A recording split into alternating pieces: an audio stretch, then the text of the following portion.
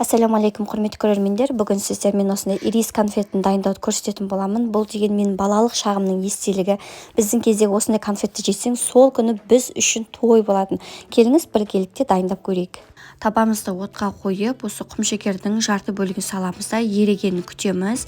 Ол аралықта жаңағы басқа ыдысымызды сүт құямыз. Басқа ыдысқа сөйтіп оны да жаңағыдай оттың екінші көзіне қоямыз. Бізге қайнап кетпеу керек, тек қана сүт ыстық болса жетеді. Соған дейін ғана болу қажет. Енді қараңыздар, еріп келіп жатыр. Осы кезде еріп бастаған кезде жаңағыдай оттың астын орташадан сәл төмен қойыңыздар.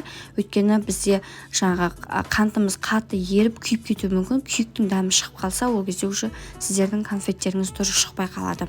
Міне бізде жақсы еріп жатыр.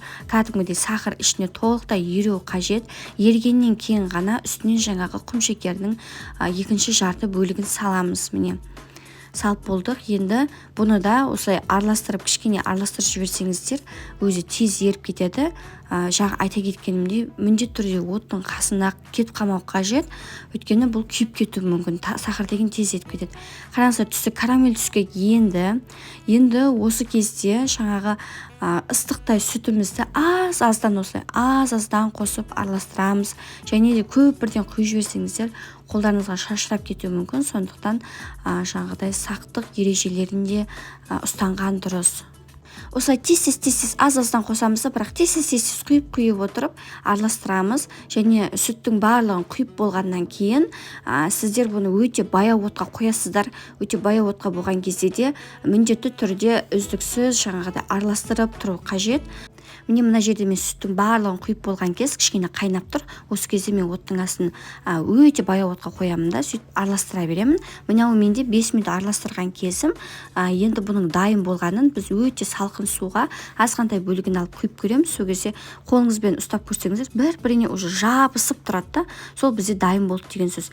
Енді оттың астын өшіріп, азғантай бір сармай қосып жібересіздер. Соның ыстығында өзі сармай еріп кетеді. Сол ерігенге дейін осылай араластырып тұрасыздар.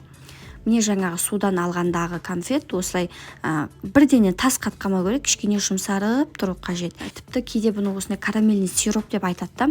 Сіз бұны жаңағыдай кез келген кремнің арасына қосып жіберсеңіз де әдемі дәм беріп тұрады. Еще плотный ұстап тұрады креміңізді. Сосын менде осындай силиконовый ыдыс бар, қалып, осыған бір қасықтан салып шығамыз. Сөйтеміз де холодильникке бір жарты сағат немесе 1 сағатқа қалдырсаңыздар болады. Өзі қатып қалады. Мен кейде бар ғой, жаңағыдай қазір неше түрлі конфет шығып кетті, түсінбейсің, тек құрамын. Бір ыстық шаймен бір конфет ішкім келген кезде осыны тез дайындай қоямын. Сіздер де дайындап көріңіздер. Енді таттыны қаншалықты балаға бергіміз келмесе де, кейде олар алып жейді. Магазиндегі неше түрлі нәрсе шығып кетті ғой қазір. Одан да осыны мүлдем магазиннен таттыны ысырып тастап, анда-санда балдарыңызға осыны дайындап берсеңіздер де болады. Ал сіздерден кішкентай ғана өтініш, каналға қолдау білдіріп, тіркеліп қойды ұмытпаңыздар. Сіздермен бірге болған Үрбеш Әмірқызы.